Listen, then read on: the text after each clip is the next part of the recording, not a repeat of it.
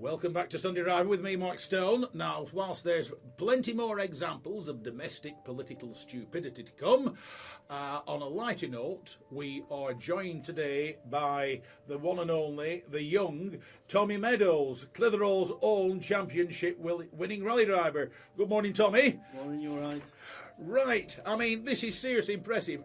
16 years of age, I mean, he's not old enough to drive out on the public road yet, but he made a short list of 9 of all the UK junior drivers out of a list of 40, and he drove his 50 horsepower Nissan Micra rally car to absolutely stunning finishes.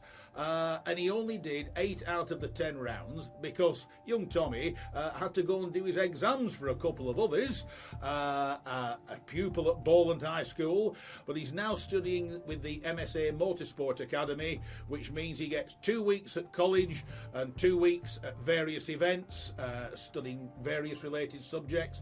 Tommy, like me, was down at the Autosport International at the NEC, but yes, Clitheroe, Ribble Valley, West Bradford has its very own junior rally driver. Tommy, how exactly do you start about becoming a serious rally driver at the tender age of 16? Well, for me, it's something I've always wanted to do. You know, my uncle used to compete. He was a co-driver in the World Championship, and then after that, my dad. So I sort of caught the bug from them. Ever since I can remember, I've wanted to drive rally cars. I started driving around the farm at 9. I actually started competing at 14, which was the earliest that I could do. So it's just been something I've always wanted to do, and my parents have supported me through it. I mean, what is the appeal of driving a car as fast as you can in what you call roads that were never designed for it? Oh, I can't explain it. It's just everything about it. I love it. The adrenaline you get from it. It's just the smells, the sounds. It's awesome. Yeah, there's nothing beats the smell of burning clutch and wearing brake pads, is there? No, nothing.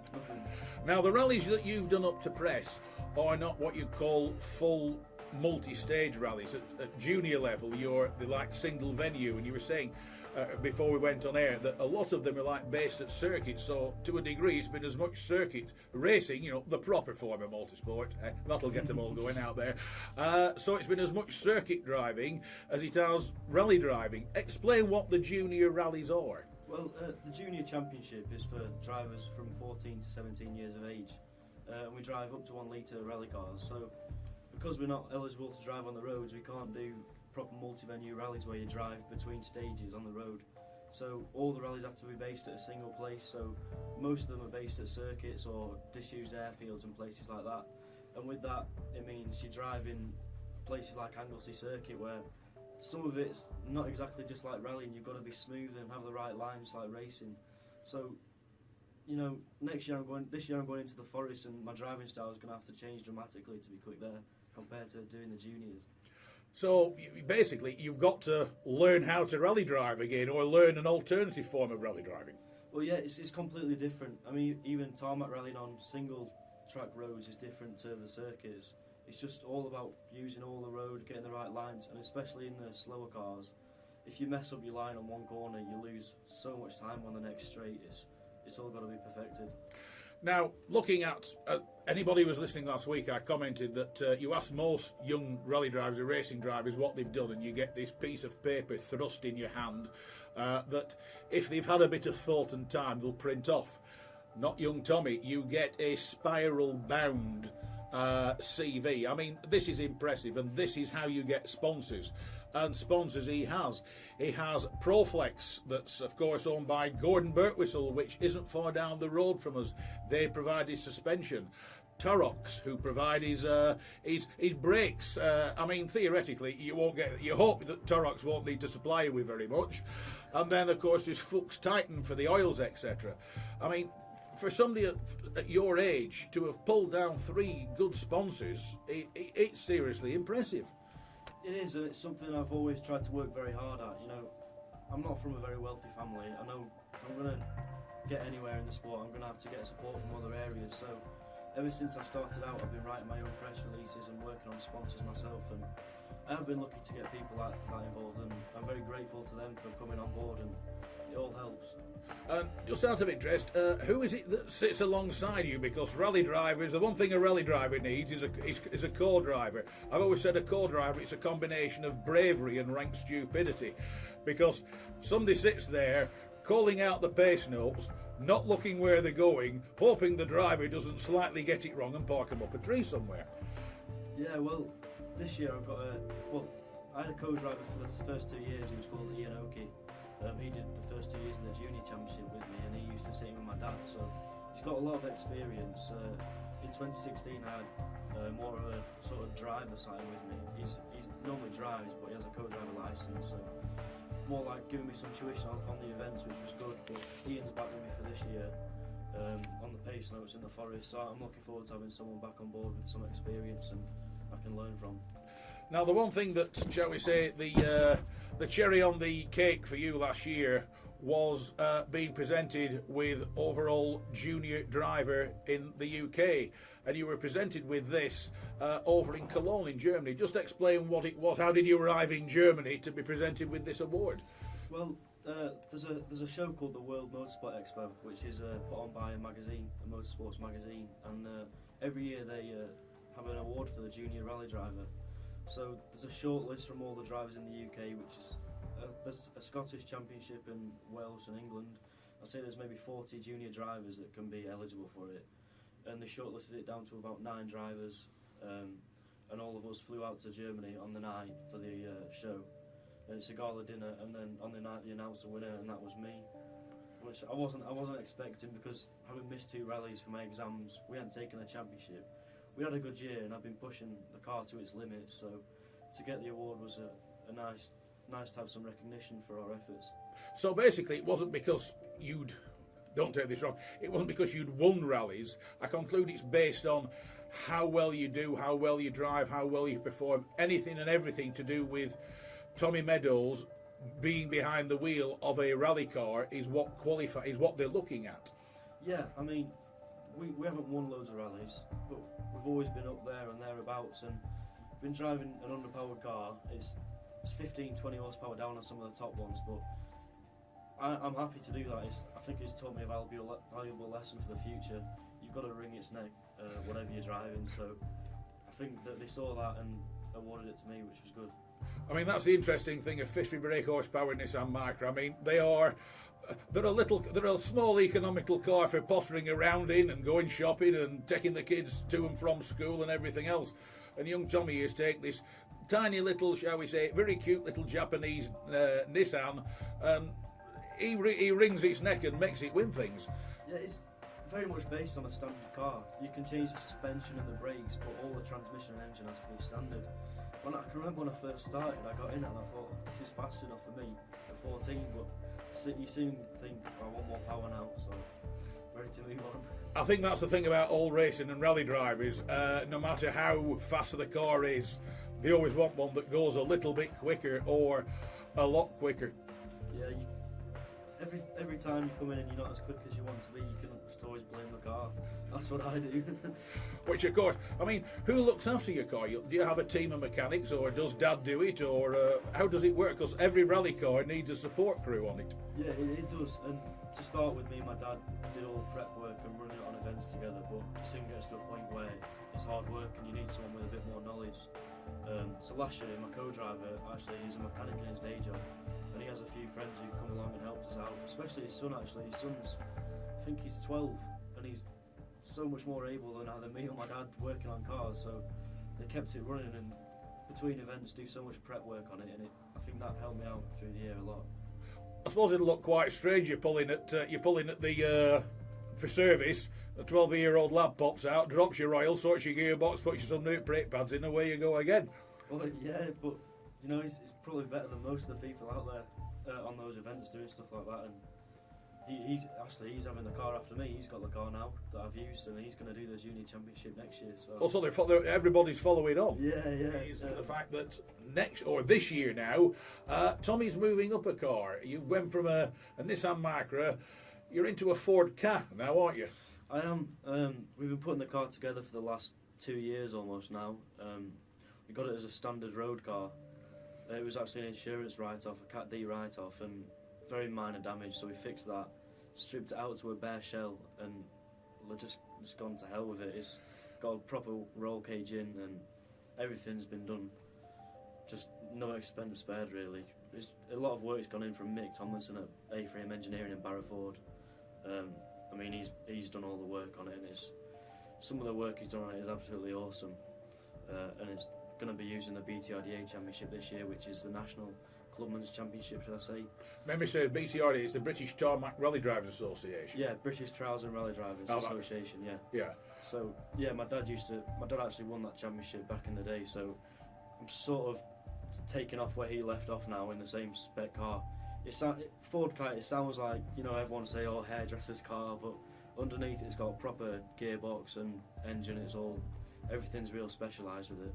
And the car it's the original car. It's a little like bubble shaped one, isn't it? Yeah, it is. They actually make really good rally cars because they've got a wheel right at each corner, real wide track. They just handle so well, really predictable apparently. I mean, it's like that was always the thing about go-karts and things like that, with a wheel at each extreme. You know exactly what they're doing and where they're going, theoretically, don't you? Yeah, and that's what you need, especially in the forest. Driving through narrow forest tracks at top speeds, you want to know what's going to happen if you hit a big bump or something, that you'll be able to sort it out and not end up in the trees. So, how much more power has the kart got compared to the poor Micra? Well, the Micra had 50 horsepower, and we're hoping that the car's going to have about 150. So it's going to be quite a bit different, and the new gearbox is going to be something different to get used to as well.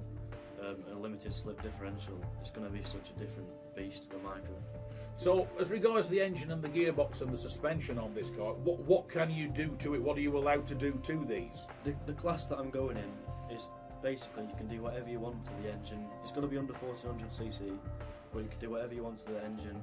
The gearbox has to be a standard H pattern shifting mechanism, but all the internals are like, you've got dog gears, so it goes into gear faster, the ratios are all shorter, and the suspension is also, you can do what you want. So I've been lucky to have help from Gordon at Proflex in Clitheroe actually, and he's sorting out the suspension for it, so I think it's going to handle one of the best cars out there, hopefully.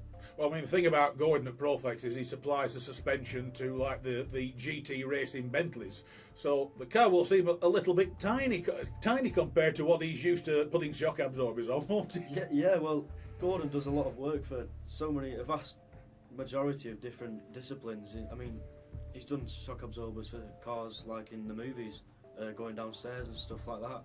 So he's used to working on different projects, and he knows what he's doing, and I'm sure he'll help us get the right setup as well. Setup's a big thing for next year. I have to learn, well, from the Micra, the shock absorbers I had on that, you can't really adjust them that much, but this year it's just so much more adjustments. You want to get the right thing to have an advantage over everyone else. So basically it's like, you hear people like in Formula One and such, like they come in, they need the suspension resetting, or you set the suspension for different circuits or different stages and different surfaces. You'll be able to do that to the Ford car. You'll be able to adjust its suspension to suit that particular event.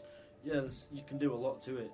I mean, obviously you've got like ride height and the stiffness of it, but underneath that there's a lot more technical stuff that you can do to it to get the exact right setup for the stage. So the tyres, you'll be able to play about with the tyres quite a lot on it as well, won't you? You can have whatever tyres you want.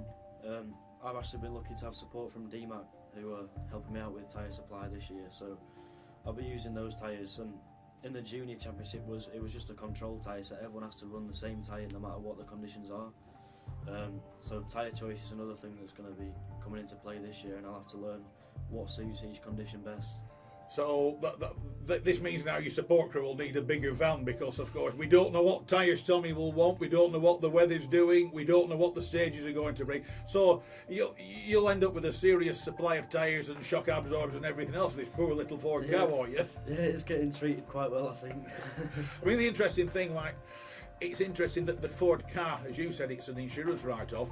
It started life as somebody's pride and joy when they rolled it out the showroom. I mean, it will become absolutely unrecognisable compared to how it started life in the local Ford dealers. Yeah, it does look a bit different.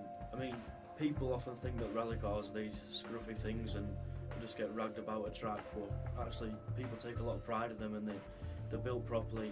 You have it properly painted professionally and everything like that. They are really nice bits of kit. I mean, it is going to get a hammering in the forest, but it's going to get some love in between events, I think. So the other thing is, of course, it'll be, dare we say, if needs be, as you take every corner to its ultimate, there could be a little bit of bodywork to be done. So who's going to be doing the general maintenance on the car when it's finished each of its rallies? Well, we're not sure yet. We might be going back to Mick at Barrow Ford, who's built the car. He might be looking after it between events, but we need to make a decision on that. I mean, I'm hoping not to bend too many panels, but obviously I bet there will be a few along the way. It's just a thing that you have to deal with. Well, they always say if you haven't dented it, or swapped a bit of paint, or you've got a bit of tree bark stuck in it, you haven't been trying hard enough. No, that's true, and every good driver has an off sometime in his career, or a few offs. I mean, yeah, you look at Colin McRae and stuff like that. I don't know how many crashes he's had, but it's quite a lot. I mean, this is the one thing. I mean, British rallying, you've got McRae, you've got Richard Burns. Well, you've got Colin McRae, you had his dad, his brother. Then there's the Evans, Gwyndaff and his lad, Tony Pons, the one, the only, the absolute Mr. Ultimate, Roger Clark. England has turned out England and Scotland, should I say, and Wales will use it. The UK has turned out some absolutely phenomenal rally drivers over the years. It has. I mean, recently there's not been a lot of British talent in the World Championship, but this year Elvin Evans is back in the WRC driving for DMAC World Rally Team. He's from Wales, so hopefully it'll be good to see him do well and represent the UK. And you've got Mr. Meeks, who's from the good old Emerald Isle. Yeah, he's been very quick as well. Actually, Colin McRae used to mentor him, so yeah, it's looking to be a good year in the World Championship. And if memory serves, it's Daniel Barrett who is his co-driver, isn't it? Yeah, Daniel Barrett is co-driving for Elvin Evans. All right. Yeah, Daniel's. Well, he recently lived in Barrow Ford, so yeah, he's a local lad. Yeah, I mean, it's surprising how good UK rally drivers are when they're given the chance. And it's surprising how many of them come from, shall we say, our part of the world. There seems to be I think there's something in the water around here that turns folk into decent rally drivers. Elite sports tutors. So you've got people from motorsport teaching you as well. So they've been there, they've got quite a long way, and they're providing their experience to you. We studied 2 weeks in a month, and outside of that you go and do testing or go to events like Autosport International, which was on this weekend. And when you're at college, you get qualifications in business and sport, and it's a lot focused on motorsport and getting sponsors, and a lot of it is fitness as well. I mean, next week Porsche Human Performance are coming in and doing some fitness testing with us, so I'm not sure if I'm looking forward to that, but yeah, and I mean, they give you ways to improve, and you've got everything there. It's just what you take from it, and they provide you with everything you need to learn what you need to do to become a driver. I mean, you obviously need to bring the natural talent, but they can help develop you a long way, and I'm really enjoying the course. I mean, just not to do you do normal subjects that normal folk do in normal colleges? Well, I'd say the business and sports, we do BTEC in business and sport, which other people can do, and a lot of the assignments you do assignments on that, and they're a lot just like normal business and sport really, but you can relate it to motorsport as well, especially finding sponsors. We do workshops on that. We recently did a workshop on that, and it's really important because for a young driver, you can't go all the way without having backing of other people, and they understand that. I mean, we were talking while the music was playing. Sponsorship now is increasingly difficult because companies are interested in sponsoring young drivers, but they're now looking for results. A car that, shall we say, took part and did passably well isn't what they're after. They're after the cars that will win or come second or third, podium finishing cars and drivers, and they will get plenty of coverage in the media because that's the name of the game. It's to get the vehicle and the name in the media. I conclude this is what they teach you as to. At the end of the day, it's how good you are. You have to get your car and your sponsors in front of as many media outlets as is physically possible. Yeah, definitely. And from the sponsors' point of view, it's a business. You've got to promote them as well as you can. They're not doing it just for a favour. You know, you've got to do all you can to get them as much promotion as they deserve. So through social media, newspapers, online, everything like that is really important. And of course, appearing on the country's absolutely top, must not miss radio motoring show, Sunday Driver, with me, Mark Stone, here at Ribble FM Towers. I mean, what more could his sponsors want? I mean, the man's here. The man is on the ultimate motoring show on the radio. If anybody wants to follow Tommy or get in touch with him, his email is Tommy, and as we said, it's TOMMI @pacenote.com. That's Tommy, TOMMI @pacenote.com, or you can follow him on Facebook. His page is Tommi Meadows Rally. So that's Facebook, Tommi Meadows Rally. But what's going to be happening this season? You're missing your first rally due to exams and various other and doing your theory. Yeah, well, the first rally is actually on February the 11th, and I only turned 17 on the 9th, so I'd have basically a day to pass my test and get down to the event, which isn't possible, sadly. I've got my theory booked for the day of the event, so I'm hoping if I can get that done, get my practical done, my first round will be on March the 11th. And whereabouts is that? That's based in Cockermouth. It's the Malcolm Wilson Rally, so stages all over the Lake District. All right, so that'll be good. So you're doing different stages, but you'll now be able to drive from stage to stage, won't you? Yeah, I mean, all the rallies that we do, they're based in forests, like the Lake District. We go to, I don't know if anyone will know, Grisdale Forest, Yep. Whinlatter. You drive on the road between stages. All the cars have to be road legal, so you get a nice mixture. And the other thing is, when you drive on the roads, you've got to drive at legal speeds. You can't be giving it the old special stage routine down these roads, can you? No, you can't. You've got to abide to the public highway laws, and it's only when you're actually on the special stage, when it's on like private roads, that you can give it some. Right, Tommi Meadows, 16-year-old junior champion. Thank you very much for coming in, and I promise you we will be hearing from Tommy again, because as his season progresses here at Sunday Driver on Ribble FM, we want to know how he's doing, how everybody else is doing, how the team's doing, and how his sponsors are.